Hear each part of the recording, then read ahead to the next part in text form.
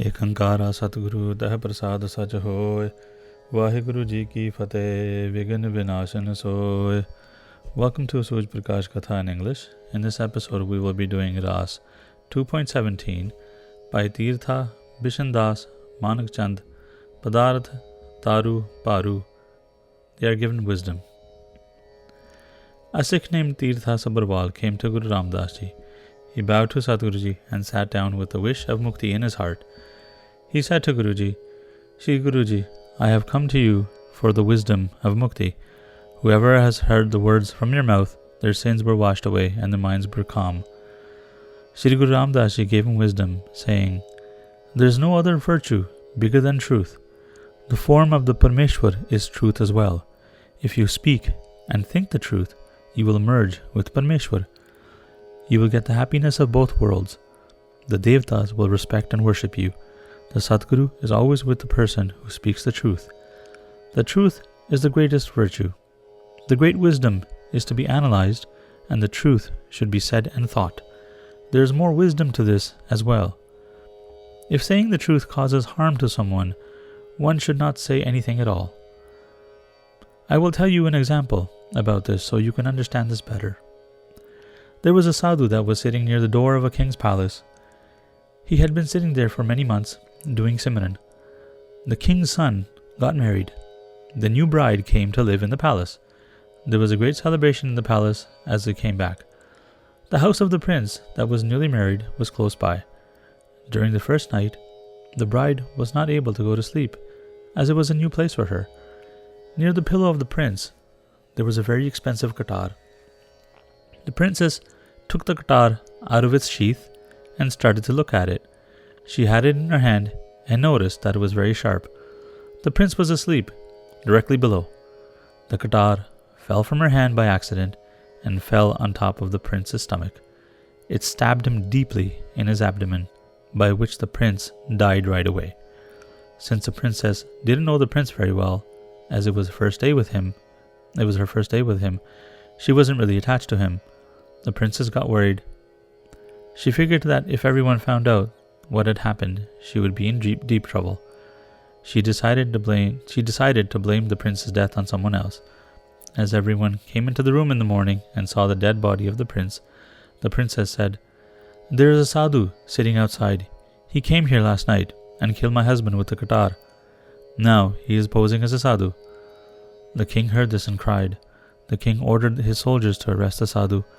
The soldiers arrested the sadhu and brought him to their jail. They tortured him and punished him. The sadhu held on to his not guilty plea and did not accept the crime. The king, along with the ministers, began to think about the situation. The ministers said, If we kill the sadhu, that won't bring the prince back. Let's cut off his hand he used to kill the prince. He will see his hand and think about what he did, and will be in pain the rest of his life. The king agreed, and the sadhu's hand was cut off. The sadhu, bleeding and in pain, left the palace. He wondered, Why did this happen to me? There's always justice in Prabhu's court. This was a great injustice, that I was punished for a crime I didn't do. He was worried and upset at what happened to him. He heard about a Brahmin that lived in Kashi, Banaras, that could speak about different lives in previous births. He had the knowledge of previous karmas, as he had studied a granth named Karma Vipak Granth. He could give the reason of a pain and pleasure for all karma. The sadhu went to Kanshi to find the Brahman. He soon arrived at his home and saw that the Brahman wasn't at his home. He met his wife instead and asked her where the Pandit was. The wife of the Brahman was a very angry person and said to him, Where is that lazy person going to go? He's probably somewhere close by. What do you want with him? The sadhu was amazed to see such a rude person. He wondered if the Pandit was good at all. I heard the Pandit is very generous, but his wife swears at his name. I'll wait for the Pandit by the door. The sadhu sat by his door. The Pandit soon came and greeted the sadhu. The sadhu told the Pandit his story. He also told him how the Pandit's wife behaved with him. He said, I asked about you, and she swore at me and you. The Panditji brought him inside and said, Let me tell you your story first. I tell you my story after. The reason why you are here, in your previous birth, you were a Brahmin. You were a Brahmin and sat cross-legged near a river after taking a bath. You were doing Simran with a mala in one hand, with the arm elevated. After a while, a scared cow crossed in front of you, running away. After the cow came a bad butcher. He asked you, "Did you see a cow cross from here?" You were doing Simran, so you didn't say anything, but you pointed with a hand gesture, showing him where the cow went. The butcher then found out. He found the cow and killed her. She died because you pointed her out. The butcher had some good karma and became a prince in his next birth. The same cow was born as his bride. The stage was set for her to take her revenge in this birth. The prince was killed by her hand, but you were blamed for the murder. She was scared. That's why she blamed you. You pointed out the butcher where the cow went. That's why your hand was cut. That's what you were punished for. Prabhu does not do any injustice. It is always your karma that become your fruits. Now, I will tell you my story. Don't keep any doubt in your heart. This is my karma. In my last birth, I was a crow. My wife was a donkey in her last birth. On her back, there was a bleeding cut. I used to pick at her cut to eat her meat all the time. One day, I picked too hard, and my beak got stuck into her bone. I couldn't release my beak. The donkey was in pain and ran to the Ganga river and jumped into it. Because of the pain, she went further into the river. I tried to take my beak out, but her pain would increase. The flow of the river was fast and swept both of us away. Both of us drowned and died in the Ganga. Because we died in the waters of the Ganga, we got the reward of being born as human beings in the Brahmin caste. We were then married. I gave her a lot of pain in her last birth, and that is why she speaks harsh words and gives me pain. Our karma is balancing out. The sadhu heard this and understood that pain and pleasure is due to our own karma. Shri Guruji said, the sadhu spoke the truth, but the result was bad. The cow was snitched on. The sadhu had his hand cut off, which gave the gesture. Previous karma does not get erased. This is called pralabdha. Everyone receives the fruit. If pain is caused to Guru, Pandit, Saint and cow, you should not speak such a truth. Such a truth will take you to hell. The wise person does not speak such a truth which causes pain to someone else. In any other situation, you should always speak the truth. There is no sin bigger than lying.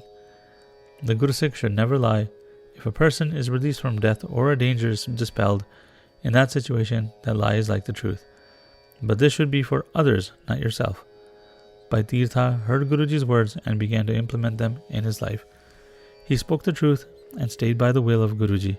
He achieved the highest state and became a Brahmgyani, saying the truth gives you Brahmgyan. That person remains connected to the truth. Bhai Bishandas, Bhai Manak and Bhai Puro came to Guru Ramdas Ji and bowed. They met Guruji and sat down. They folded their hands and said, Guruji, please release us from the cycle of birth and death. Please bless our families as well in every dimension. Give us the great wisdom. Shri Guru Dev Ji then spoke, do the Seva of Guru Sikhs. Tell your wives, sons and daughters to do Seva. Show them how to do Seva. See yourselves as a servant of Waheguru. Make your children into the servants of the Guru as well. Just as a horse stands by his master's door and is served by the other servants, the master takes the responsibilities of the horse's needs. The master is worried about the food, water, and care of the horse. In the same way, the Sikh should stay loyal to the Guru and give the responsibility of his or her family to the Guru. Let go of the claim on your possessions. Consider your family as riders on a rented ferry. They are with you for a limited time. After the soul leaves the body, you are no longer related to them. When a person sees that their body and family is not theirs and become the Guru's, then the Guru takes their responsibility. The Guru takes care of them in the society. The Guru arranges for their food, good food, clothing, and well-being. The Guru erases their problems and gives them mukti.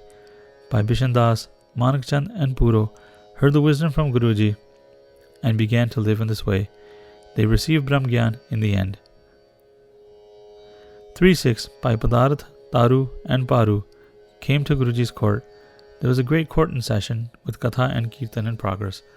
They were concerned and asked Guruji with their hands folded, Guruji, we are engrossed in our household duties and do not have the time to read or listen to the words of the Guru.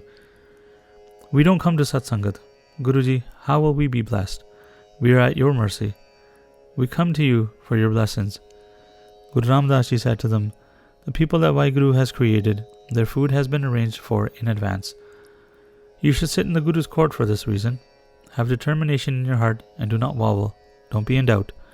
Do the Simran of Waheguru in your heart. Guru will give all your relatives food wherever they are. Your food will be given here by the Guru. Make your life a success. Understand this. All three Sikhs called their sons and said to them, you are all grown up now. Earn for yourselves and take care of the house. Make an effort in your work and give the Guru a share of your earnings to the Swand. The Sikhs that come to your home do their Seva. We are going to stay with Guruji now. We will carry water, fan the Sangat, and serve with other Sevas. We will focus our minds into the Seva of the Satsangat. We will listen to the Katha and Kirtan for bliss. We will achieve high status and Mukti for this. You will be blessed in the same way as well. These Sikhs and their families were great. They did many great Sevas of the Guru and received Mukti in the end. They became one with the Sadguru and broke their cycles of birth and death. And that is the end of the chapter. Waheguru Ji Ka Khalsa, Waheguru Ji Ki Fateh.